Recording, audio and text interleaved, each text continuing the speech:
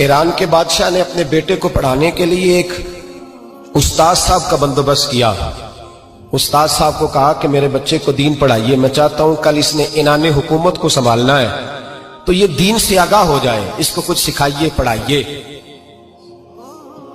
بہت نیک بزرگ بڑے درویش عالم پڑھانے لگے، اسباق مکمل ہو گئے، دین کے اسباق قرآن مجید پڑھایا، احادیث طیبہ کا درس دیا، اصول فقہ سے روشناس کرایا۔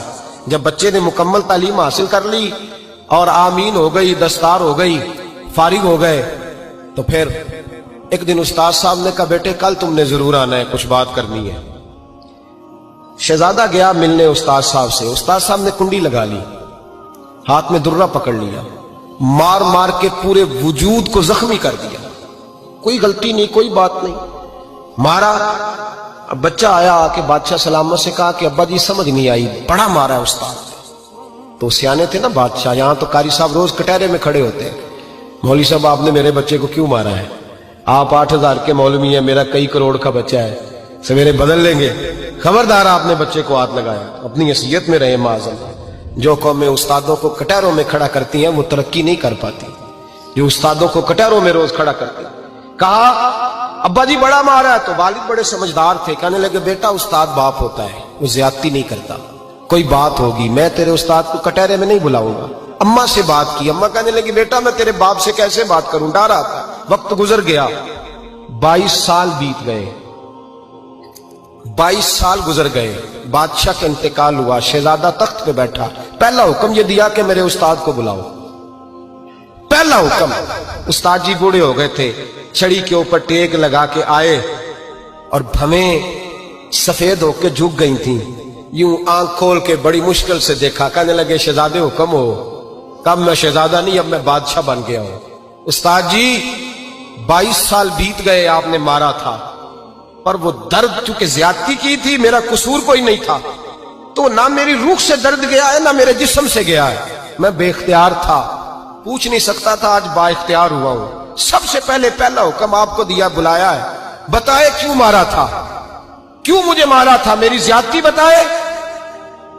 تو استاد بوڑھے استاد کی آنکھیں آنسوں سے بھر گئیں، کہنے لگے بیٹے بس آج کے دن کے لیے مارا تھا، یہ جو دن آ گیا نا میری زندگی میں اس لیے مارا تھا، یہ میں چاہتا تھا میری زندگی میں وقت ہے، آج کے بس میری مراد پوری ہو گئی۔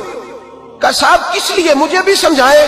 آپ فرمانے لگے کتنی دیر ہو گئی تجھے مار کھائے ہوئے، کتنا زمانہ بیت گیا؟ کہنے لگا 22 سال۔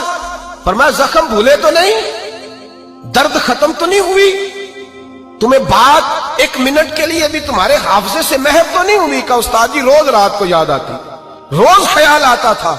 استاد کہنے لگے بھائی تو بے اختیار تھا، پوچھ نہیں سکا، 22 سال تجھے یاد رہا، مجھے پتا تھا تو ایک دن حکمران بنے گا، میں نے تجھے اس لیے مارا تھا کہ بیٹے یاد رکھنا، کسی پہ ظلم نہ کرنا، اگر تجھے 22 سال تک یاد رہا ہے تو جس پر تو ظلم کرے گا اسے بھی قیامت تک یاد رہے گا، اور یہ یاد رکھنا تو آج با اختیار ہوا تو تو نے مجھے بلا لیا ہے، قیامت کے دن غریب با اختیار ہو جائیں گے، مظلوم با اختیار ہو جائیں گے، وہ با اختیار ہوں گے للہ الواحد القہار، رب کریم کی بارگاہ کے اندر ان کا اختیار ہوگا، اکیلے اللہ کی حکمرانی ہوگی، پھر وہ بلائیں گے بڑے بڑے کج کلاہ، دنیا میں جن کی پگڑیاں اونچی تھیں وہ سر جھکائے کھڑے ہوں گے، دنیا میں جو ڈکٹیٹر بنتے تھے ان کی پشتیں لال ہوں گی، ان کو غدار لکھا جائے گا، قیامت تک نہیں بھولے گا۔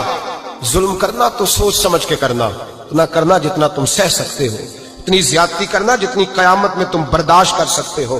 میرے نبی کریم صلی اللہ علیہ وسلم نے فرمایا ظلم سے بچو، یہ قیامت کے اندھیروں میں سے ایک اندھیرا ہوگا، زندگی میں زیادتی نہ کریں، اگر تھوڑی دیر کے لیے کوئی چیز برداشت کر جائیں گے تو وہ فائدہ دے جائے گی، کچھ دیر کے لیے اگر سہ جائیں گے تو نفع مل جائے گا، سہنے کی کوشش کریں۔